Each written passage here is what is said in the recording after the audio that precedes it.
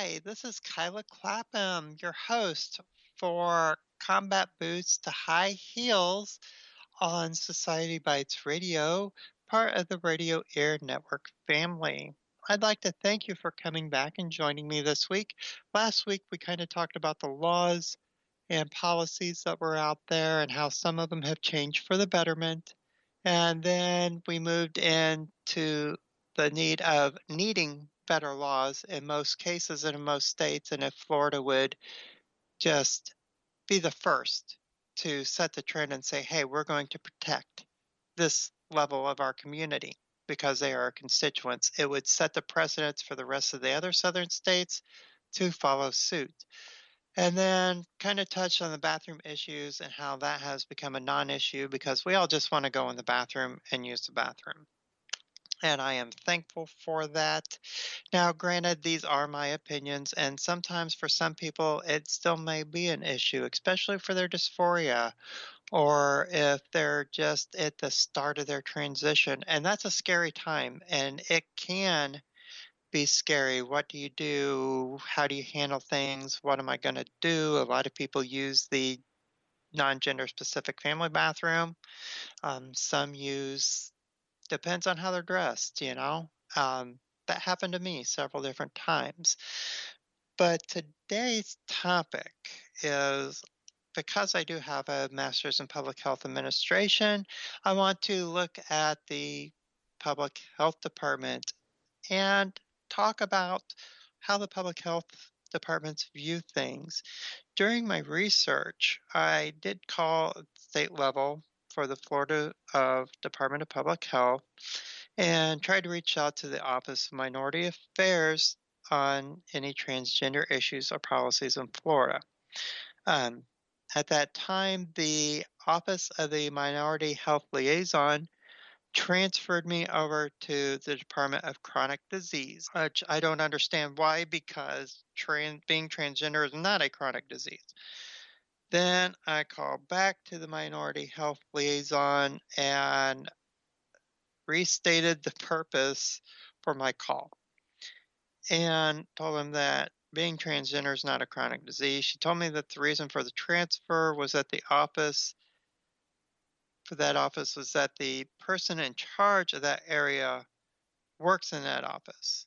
And one question about the fact that transgender people are a minority, and it appears that there's a disconnect at the state level of who should handle what and how.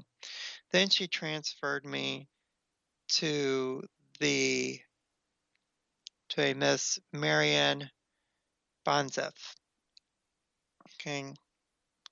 And I was hoping that I had the right department at that point in time in the Department of Health. Ms. Bonzef is the Health Equity and Special Programs Manager of the Bureau of Tobacco-Free Florida. So I thought, okay, this is really odd that I'm being transferred to Tobacco-Free Florida. And then she explained to me why her office was handling LGBT issues for the state of Florida. She started out looking up in the employee handbook for me that there's no wording for transgender, and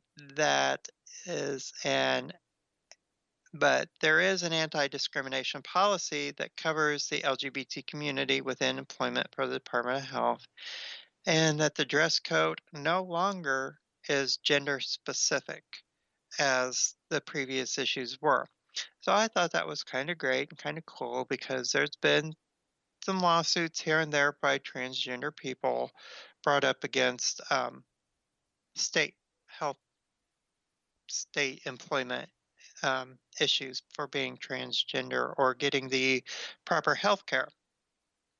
And then she further discussed with me that no official policies are there for the transgender community nor the LGBT community at that point in time.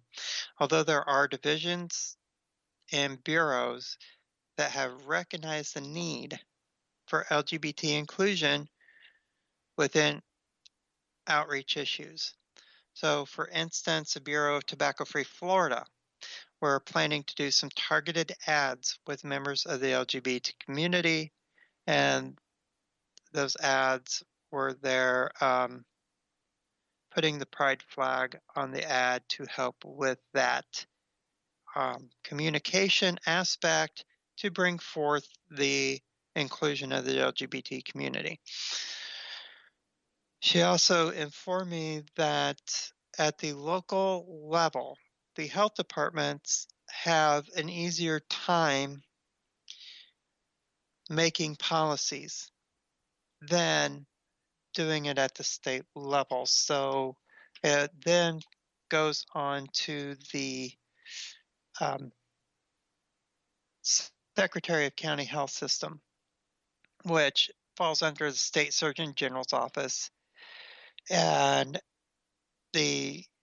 so I tried to contact them along with the Health Insurance Assistance Program, Florida State Health Assistance Insurance Program, or called SHIP, and also the Two Spirit Health Services in Orlando. When I called the State Surgeon's office, State Surgeon General's office of Florida, they transferred me to the Florida Department of Health, where I was able to speak with Miss Victoria Parsons, and she didn't know of any specific policies to cover transgender because she said that when the client came in, they'd be treated just the same as any non-transgendered or cisgendered person. So I want to investigate the cisgender definition really quick because I have run across people that get offended when they hear the word cisgendered. Now, in the start of my transition, I didn't know what it meant. So I looked it up, and it does state that cisgendered is naturally born. It's the medical Latin terminology for it. And in my presentation for my thesis, I said, I'm sorry if cisgendered offends you, but that means you're naturally born, and that's it. If you're not naturally born and you're not transgender, then what are you? Because I think we have an X-Files to open up here or something like that. We need to investigate something because you're either human or you're extraterrestrial if you believe in extraterrestrial in that aspect.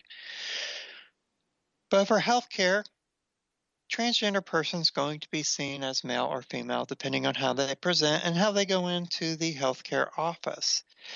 And then I asked about any specific help with transitioning, and she referred me to the office of the Secretary of the County Health Systems to better answer those questions. So I felt like I was already there, but I wasn't, and it was hard to get a hold of that office. Some of these offices are hard to get a hold of. So I also tried contacting the big guys up in Washington, D.C. at the Department of Health and Human Services and to find out what their policies on the transgender community were. Now, you want to talk about a disconnect? I had the biggest disconnect with Washington, D.C. because nobody knew who handled that. I tried contacting the Secretary of Legislation to discover what legislation was in place and develop it. And they sent me to the Assistant Secretary of Public Affairs office. I'm still disconnected. Nobody knew what was going on with healthcare for transgender people within DHHS. So the federal government's supposed to cover policy issues on equal opportunity for jobs. School rights are protected for some transgender students in areas. Restrooms and other public facilities, like I mentioned before, are open to gender identification, anti-bullying laws. For passport, gender change, there's rights for that. You have to take a look at everything and see what's going on. During the Obama administration, they issued guidance directing public schools to allow transgender students to use bathroom matching their gender identity. And I thought that was really great because that moved things forward for the country and for transgender rights. Sometimes I feel like that may have been moving backwards a little bit here and there, especially with the way the political climate is.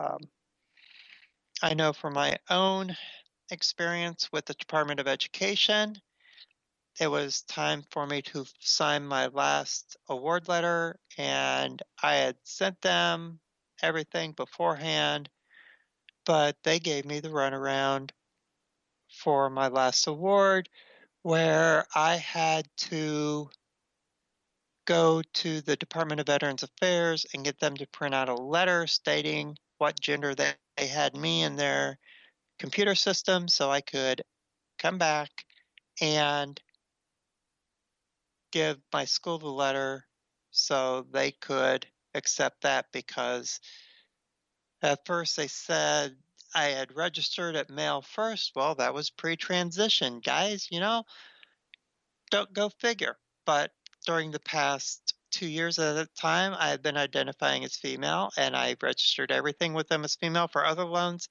they let it go. We had an administration change. So that, I guess, is what brought up the red flags. And I had to go through all that. Social Security was already changed. My driver's license was already changed. That wasn't good enough for them. They tried to say it was because of selective service, and I called bull on that because I had already registered for selective service. I already served in the United States Army and the Illinois Army National Guard prior to joining the United States Army. They knew I was a veteran. It was already in my file with Department of Ed. But Department of Ed still wanted to give me some issues on that. But once I got that letter, they decided to finally send things through because it was on Department of Veterans Affairs letterhead. And that was the straw that broke the camel's back for them to allow me to sign as a female. But because of the lack of laws and policies being solidified, it allows for loopholes. And insurance companies, they're the ones that really love loopholes because they find those loopholes and they're like, how can we not take care of something? So that brings us to looking at insurance companies and issues with transitioning. There was a few of the sample group that I had for my research that had insurance. Um, the group's general consensus is that insurance should be all inclusive to cover all transgender needs. Okay, we can have copays like with any other medical care that can offset the cost of care for that transgender patient. Most of the insurances will cover hormones, and while some will cover the double mastectomies, they'll cover the orchiectomies. And if you're not sure what that is, double mastectomy is when they remove the breast tissue from the transgender male, female to male. And the orchiectomy is when they remove the testicles from the female to male, if that's the stage where that person is at. Some stages are done in transition for certain reasons, and it takes some of them a while to achieve their end goal. The insurance care that people need should also not only should also cover the original biological care, even if a person's gender has changed, whether it be their birth certificate, their driver's license, their social security number, it doesn't matter.